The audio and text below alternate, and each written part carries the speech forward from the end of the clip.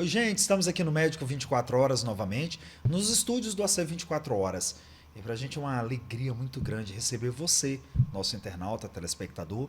E hoje nós vamos aqui entrevistar um amigo, ele é conselheiro também do Conselho Regional de Medicina, é diretor técnico do OSMAC.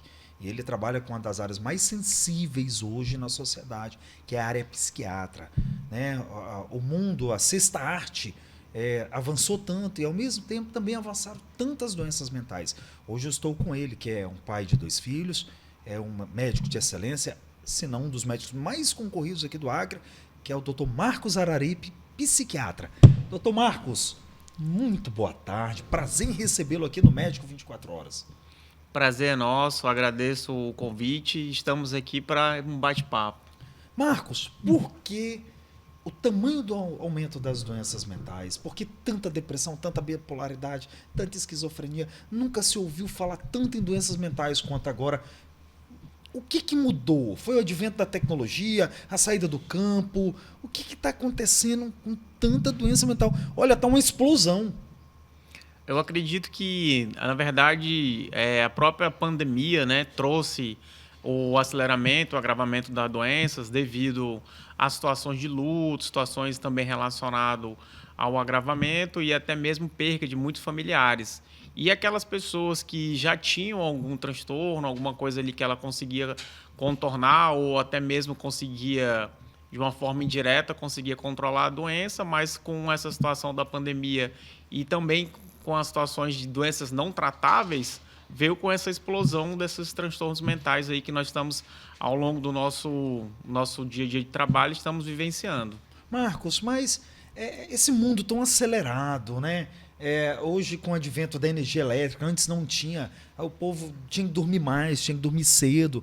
Hoje todo mundo está dormindo, bem dizer, de madrugada, já acordando de madrugada de novo. Por exemplo, em São Paulo, aquela loucura, o povo não dorme, né? E está chegando aqui também na capital. Quem é do interior leva uma vida mais pacata, mais tranquila, mas nas grandes cidades, a questão de não dormir, alimentação, fast food, essa vida elétrica, o advento da tecnologia, celular. Hoje você está trabalhando com um paciente aqui, está trabalhando com a máquina, está trabalhando dirigindo um ônibus, mas está no WhatsApp, está telefone, está isso. Hoje o trabalho vai até a sua casa, você está em casa com a família, final de semana, mas não para o telefone, não para essa vida corrida. Isso tem aumentado o grau de estresse, ansiedade, depressão. Marcos, está uma loucura, né? E a gente tem visto isso na porta hospitalar, que as doenças psiquiátricas dispararam. É o mal do século, né? Na verdade, o brasileiro, ele é o campeão mundial em transtorno de ansiedade e é como você está falando, com a situação do advento da tecnologia, a situação do trabalho remoto e também as pessoas também com privação de sono e fazendo inúmeras tarefas, né? E com a situação da herança genética e uma carga genética, estão desenvolvendo e estão apresentando os transtornos. Marcos, você falou aí da genética, a questão hormonal, a questão de rotina, isso altera bastante. E quando, pergunta do internauta, quando eu devo ir a um psicólogo, quando eu devo ir a um psiquiatra? Qual é essa diferenciação para a população entender, Marcos? O profissional, o psiquiatra é um profissional médico, ele vai diagnosticar e tratar as doenças mentais, né, como, por exemplo, uma depressão, um transtorno de pânico ou um transtorno bipolar. O psicólogo, ele é um profissional que ele vai fazer o acompanhamento através do acompanhamento psicológico. Ele vai orientar aquele paciente, aquela pessoa que está com determinada doença e ele precisa de que nós chamamos o tratamento combinado, que é o tratamento médico mais o tratamento psicológico. O profissional, o psicólogo, ele vai dar algumas orientações e vai passar, explicar, vai mostrar a origem, vai começar a mostrar o porquê daquela situação e como que a pessoa deve se comportar para ela conseguir melhorar, né, daquela situação que ela está passando naquele determinado momento.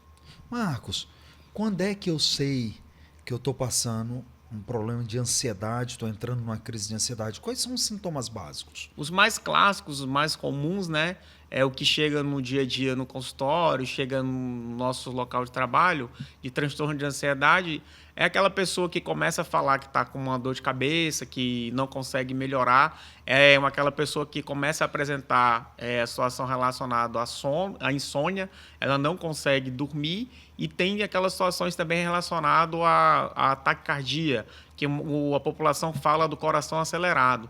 Pode vir também com sintomas relacionados a mãos e pés, né, que é sudorese, os pés e as mãos soam demais, e também algumas pessoas têm dificuldade de permanecer em locais aglomerados, como shopping ou locais públicos, né? Ela fala que não consegue permanecer nesses locais porque ela começa a se sentir mal.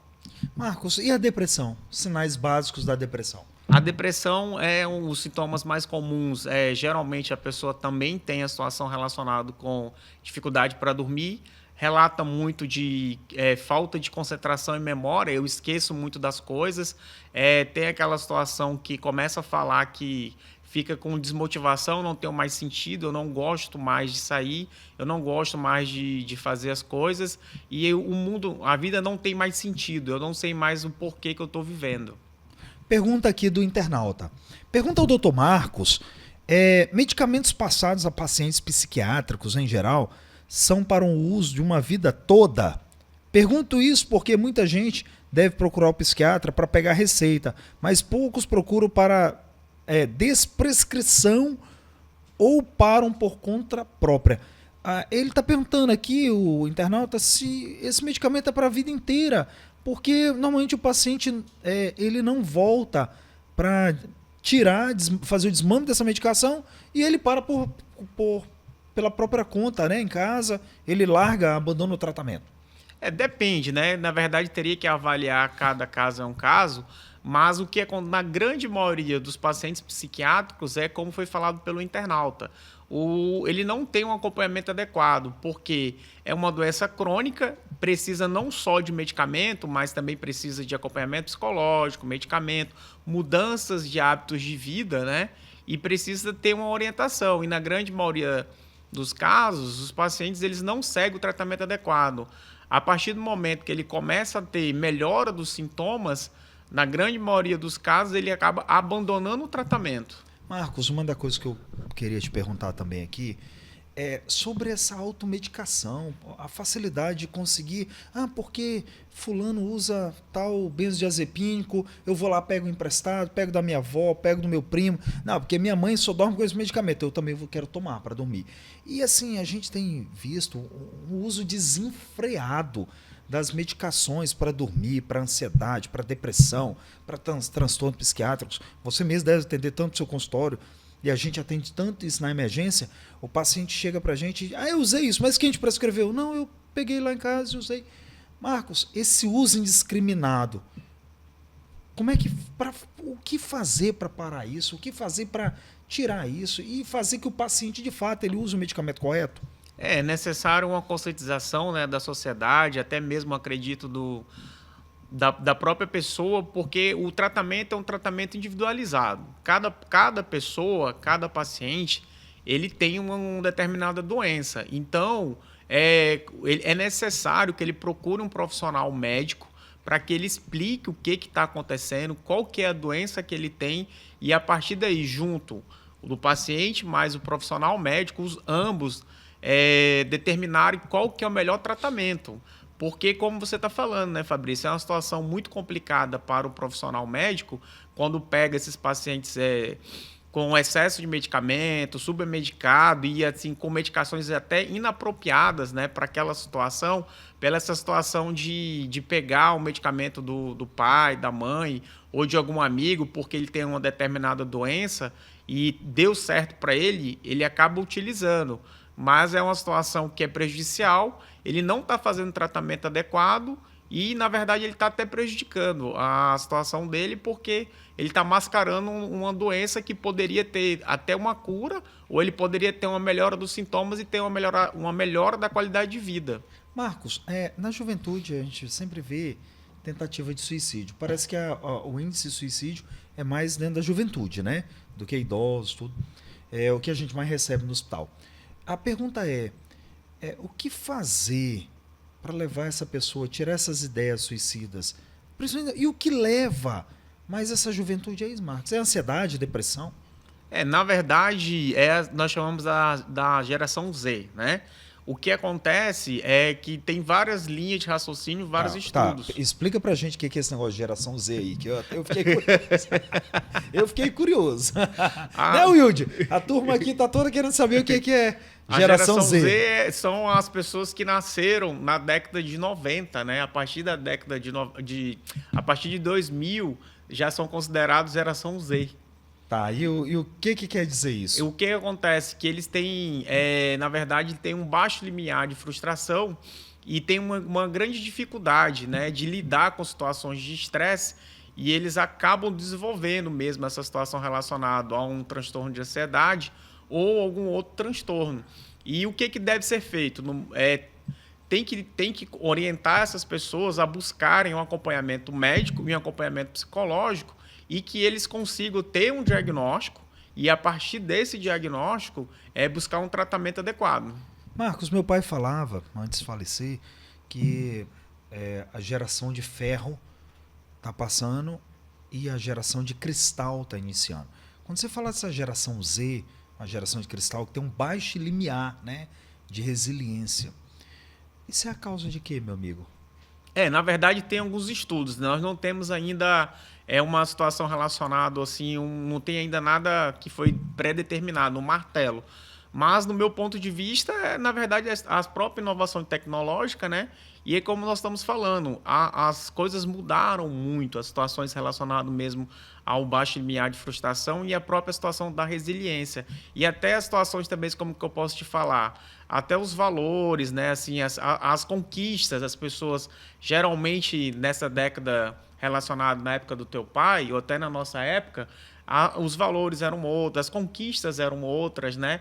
E a forma também de como foi da própria criação e da própria cultura é bem diferente da nossa cultura atual. Perfeito. Marcos, tem uma pergunta aqui do internauta, dizendo assim: Rio Branco vive uma epidemia de pessoas em situação de rua e dependente de drogas. A turma, né, que está aí o centro da cidade está tomado, né? Hoje saiu até nossa 24 horas, o Crica falando que sair à noite no centro da cidade é se aventurar para não ser assaltado, né?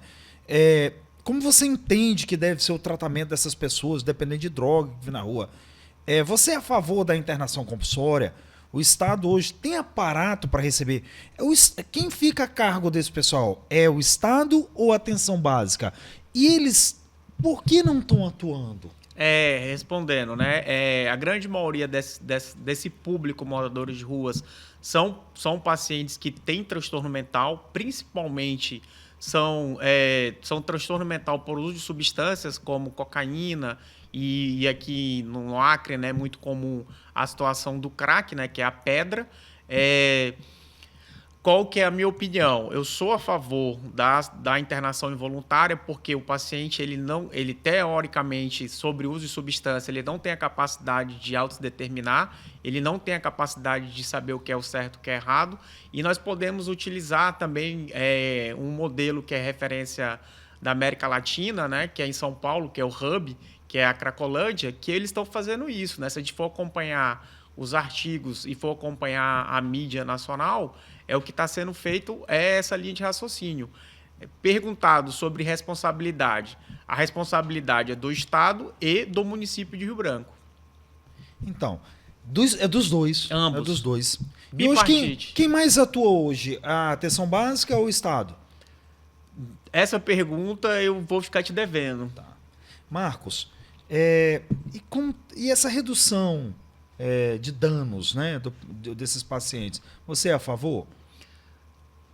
Em termos, né? Porque, na verdade, tem que, no meu ponto de vista, como nós falamos agora há pouco, né? O tratamento é individualizado, é necessário esse paciente ter um diagnóstico, ter um tratamento adequado e, a partir daí, tomar uma decisão. Porque não tem como a gente dizer assim, redução de danos, mas o que significa redução de danos para cada paciente? Qual o diagnóstico? Será que se ele ficar abstinente por um determinado período, Será que ele não consegue entender que aquela situação ali para ele está causando um dano, que está causando um transtorno mental, que se de repente eu ficar sem aquela substância, eu consigo ter uma qualidade de vida, eu consigo diferenciar o que é o certo do que é o errado?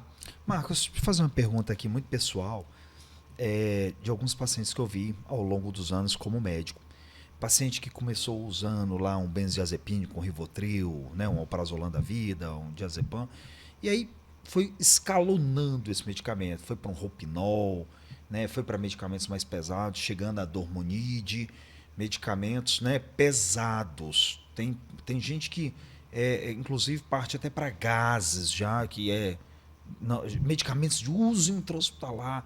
Nós conhecemos aí até gente da saúde usando fentanil, usando hormônio injetável. Há casos de pessoas que foram encontradas mortas, né, profissionais de saúde, dentro da fundação hospitalar. Né, o paciente que uma vez eu recebi em franca parada não voltou por uso, ela pegou o próprio acesso central que tinha e injetou. Marcos, o que fazer com esse paciente que ele está chegando no último grau de medicamento, que ele está em casa, ele está nos ouvindo agora, ele está usando já medicamentos pesados, associando várias medicações para dormir e não dorme? Na verdade, é um paciente que é um paciente grave, né? No meu ponto de vista, é necessário dependente já, uma dependência, tem uma dependência provavelmente de opioide ou até de algo já mais assim, que causa uma dependência maior, né? Que não metaboliza mais qualquer medicamento, né? Ele precisa de um diagnóstico, né? E a partir daí de um tratamento adequado para que consiga ir escalonando nessa essa situação dessa dependência e que ele consiga dormir, que é o objetivo dessa pessoa, e que ele consiga sair dessa dependência que ele está apresentando no momento. A gente que trabalha em plantão, a gente recebe muito paciente na madrugada com insônia. Ele não consegui dormir, não durmo. E às vezes ele diz que está com uma dor abdominal, mas no fundo a história verdadeira é que ele está com depressão, ansiedade, não está conseguindo dormir. E a gente recebe nas madrugadas bastante paciente assim. Marcos, o que fazer para levar uma qualidade para esse paciente? Não está buscando um serviço de emergência na madrugada por um quadro psiquiátrico, mas ele encontrar no psiquiatra, no médico como você, é uma solução para resolver esse problema. No meu ponto de vista, a primeira situação é tentar identificar se ele tem uma rede de apoio, né? Se ele é casado, se ele tem um pai, se ele tem alguém que possa explicar para ele, levar ele a um profissional psiquiatra para que consiga, mais uma vez, consiga fechar um diagnóstico, entender o porquê que ele está apresentando essas inúmeras idas a um pronto atendimento em busca de uma medicação com a queixa de insônia, que na verdade essa queixa de insônia não é só isso. Essa pessoa tem um transtorno, ele tem um diagnóstico psiquiátrico, ele precisa de diagnóstico e precisa de tratamento adequado para que ele não precise utilizar dessas medicações injetáveis num pronto atendimento ao longo da madrugada. Ô Marcos, esse paciente que chega no hospital para a gente, na emergência, mas que ele já foi em vários psiquiatras, é um paciente que abandonou o tratamento? Muito provável, né? Porque é uma característica do próprio paciente psiquiátrico, é abandono de tratamento ao longo da vida. Por quê? Ou ele pode apresentar melhora, né, daquele sintoma, ou até mesmo porque ele achar que não vai melhorar. Marcos, chegou uma pergunta aqui do internauta. Com o aumento exorbitante das doenças psiquiátricas, não está na hora do poder público criar um serviço, pelo menos básico, lá na atenção básica mesmo, mais eficaz, específico para a psiquiatria?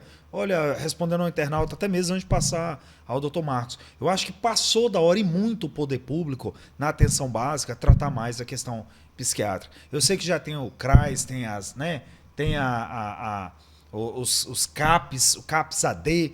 Eu, particularmente, digo isso que ainda é muito insuficiente, e melhor do que eu para responder isso, está aqui ele que é diretor técnico do OSMAC, é um médico referência em psiquiatria do Acre, é um médico reconhecido nacionalmente. Eu tenho certeza que ele tem uma resposta eficaz para isso. Até parabenizar, né, o internauta pela essa excelente pergunta, concordo plenamente. Se nós formos perceber um número populacional de Rio Branco, já passou da hora de termos os centros de atenção psicossociais e os ambulatórios, né, especializados para os atendimentos psiquiátricos, em razão do grande número de pacientes que precisam de atendimento. No Brasil ainda está muito baixo ainda, né? O atendimento, a porta para esse paciente, para esse volume tão alto psiquiátrico de profissionais e serviços. Marcos, o que falta para o poder público? Abrir serviço, abrir hospital psiquiátrico, abrir o quê? Centros, abrir o UPA psiquiátrica. Eu acho que daqui uns dias, Marcos, nós vamos ter que ter serviço de emergência psiquiátrica em vários lugares da cidade. Na verdade, nós temos no Brasil, né? Por exemplo, em Brasília tem o SAMU, né? Com o psiquiatra regulando e traçando estratégicas, né? Mas, no meu ponto de vista, para a nossa realidade local, o que eu penso hoje é melhorar os serviços que já existem, né? Como os ambulatórios de psiquiatria, melhorar os pontos de atenção que hoje as UPAs, o pronto-socorro e o OSMAC, e o leito de saúde mental, que é dentro do pronto-socorro, e o próprio município abrir os CAPs, né, e os ambulatórios especializados em atendimento psiquiátrico, para que a população tenha um atendimento digno e um atendimento eficaz, para reduzir esse grande número de pacientes que precisam de atendimento e que eles não conseguem. Marcos, acabei de ver a notícia aqui em primeira mão. STF libera porte de maconha para uso em quantidade ainda a ser definida. É um assunto bem polêmico, né? E também preocupante, né? Para nós, devido à situação é muito complexo a situação da maconha ou da cannabis sobre a quantidade, porque se nós formos pegar a própria cannabis, tem a cannabis, né, que eles plantam, né, e tem a cannabis que é a cannabis que ela é modificada em laboratório. Então, se você pegar 10 gramas da cannabis sativa, que é plantada, e você pegar 10 gramas do skunk, que é a cannabis modificada em laboratório, o poder de ação e o que vai acontecer no organismo daquela pessoa é muito diferente, é muito complicado. Como é que vai ficar a saúde da população brasileira, principalmente da saúde do Acre, essa nossa Cracolândia, né, que é o Papoco, ali, né, no centro da cidade, agora com a liberação do uso da maconha? Como é que vai ficar a saúde, Marcos? Você, como psiquiatra, esse resultado, você acha que vai ter resultado positivo ou negativo? Ao meu ver, eu não sou psiquiatra, eu acho que é muito negativo essa decisão de hoje. Na verdade, não sou eu, né? Na verdade, os próprios estudos científicos, né, e o que nós vemos na comunidade acadêmica é que está tendo um grande índice, né, de transtornos mentais devido ao uso e ao abuso de substâncias psicoativas, né, que a maconha se enquadra dentro. É tanto que a Holanda, e o Uruguai, que são os países que liberaram, que já fazem a utilização da maconha, da cannabis por um grande período de tempo, estão voltando atrás, porque eles estão percebendo o grande índice de transtorno mental e aumento da criminalidade. Se nós formos pegar também os Estados Unidos, que agora está tendo uma febre relacionada ao fentanil e também as outras substâncias psicoativas, cada condado, cada estado lá que os Estados Unidos, cada local lá eles chamam de condado, eles têm uma lei própria, eles estão endurecendo. Em alguns condados, eles estão endurecendo a utilização de substância psicoativa devido ao aumento da criminalidade e o aumento também dos transtornos mentais. É lamentável, né? Um filho chegar em casa e uma mãe encontrar papelote de maconha dentro do bolso e falar: meu filho, o que é isso? Ah, meu filho, tá liberado, tá tudo tranquilo, né? Então, assim, sabemos que o uso da maconha, Marcos, antes dos 21 anos, causa doenças mentais, como esquizofrenia, né? Isso está dentro de qualquer plataforma para pesquisar. Existe uma idade segura, pergunta do internauta, existe uma idade segura para fumar maconha? Se não, o que acontece com o cérebro que causa prejuízo com o uso da maconha? Por que eu estou entrando tanto aqui, Marcos? É porque acabou de chegar aqui no Brasil, foi liberado o uso da maconha. Na verdade, a pergunta, né, se tem uma idade segura. Não existe idade segura, até porque, como nós falamos, tem a situação da hereditariedade. O que é hereditariedade? São aquela pessoa que ela herdou uma herança genética dos seus antepassados que podem ter uma carga genética relacionada a um transtorno mental. O que as substâncias psicoativas podem fazer?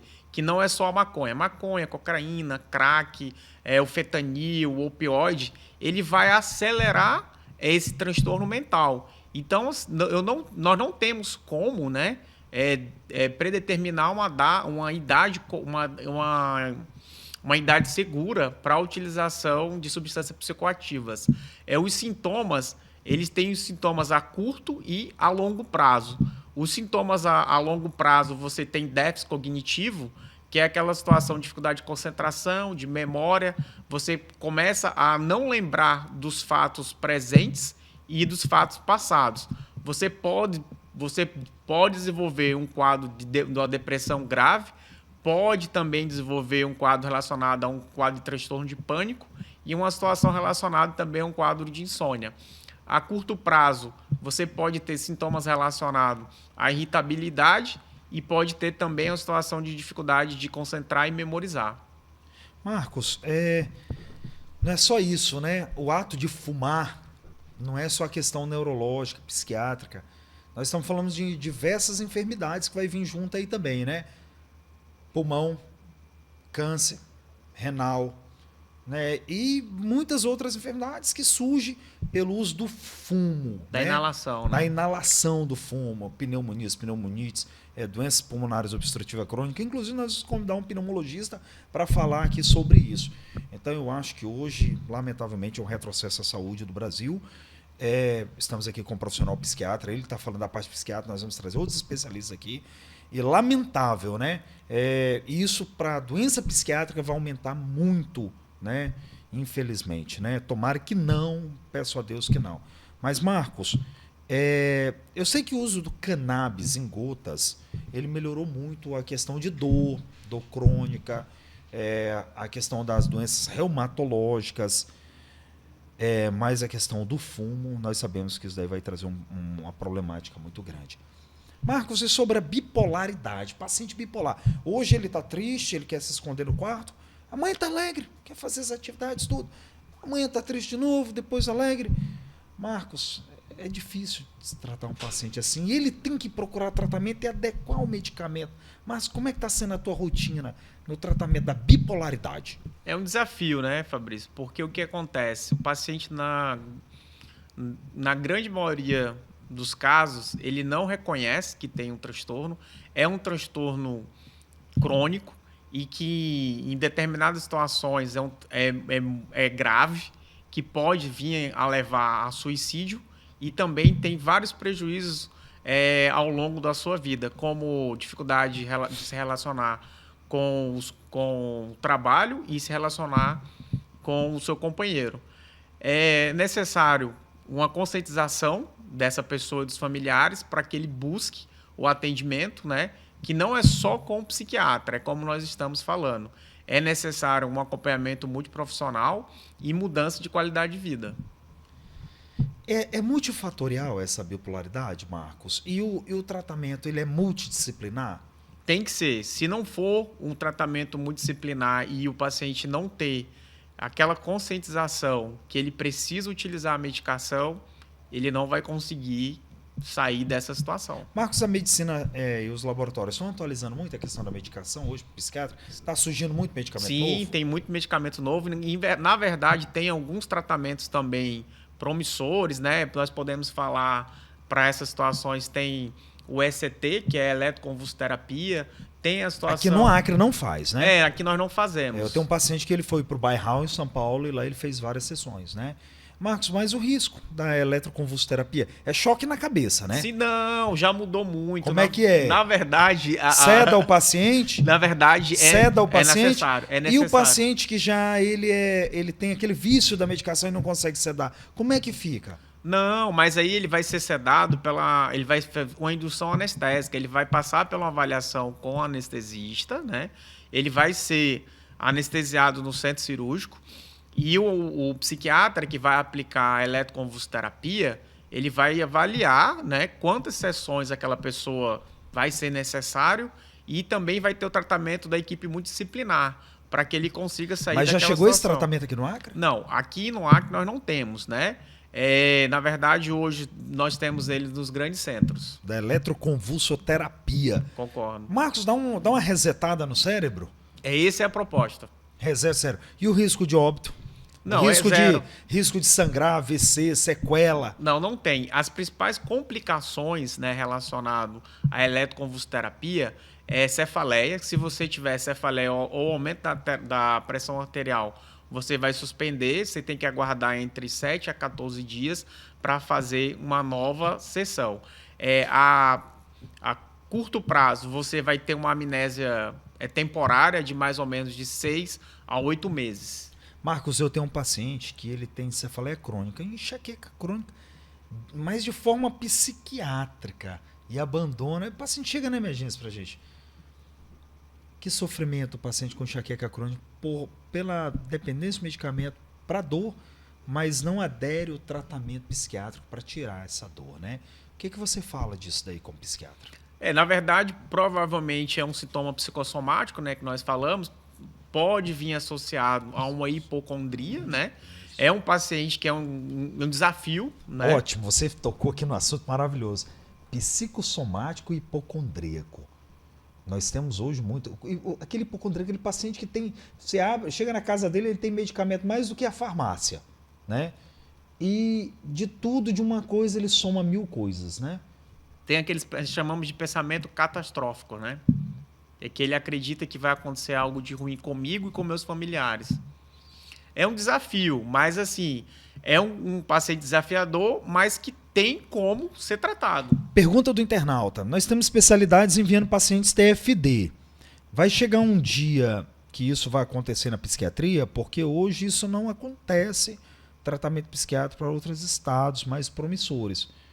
Tem TFD hoje para paciente psiquiátrico? No momento, não. No momento que o que nós poderíamos indicar hoje seria a situação da eletroconvulsoterapia, né? Para indicação. Mas no momento, nós não temos. Marcos, nós falamos aqui de bipolaridade, esquizofrenia, depressão, ansiedade, cannabis, essa aprovação maluca hoje, né? Só Deus sabe o que aconteceu. Eu acho que a classe médica tinha que ser ouvida, né? Ouvir os familiares de quem tem drogado. Na né? verdade, dependente Fabrício, químico, né? O dependente químico. A Associação Brasileira de Psiquiatria, ela é contra.